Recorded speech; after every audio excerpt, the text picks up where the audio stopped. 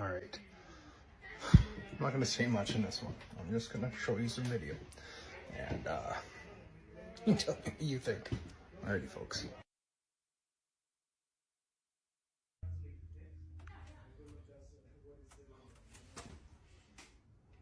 Well, the cover can't go on because the gas line's in the way. Our oil filter.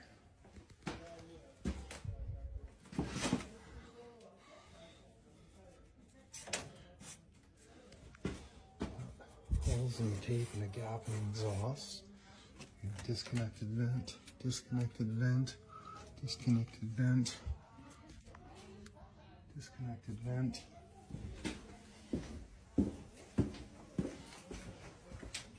Hole cut in the back of the furnace for a makeshift vinyl vent.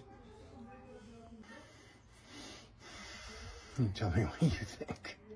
Alrighty, folks. Like, follow, share. Get your house inspected.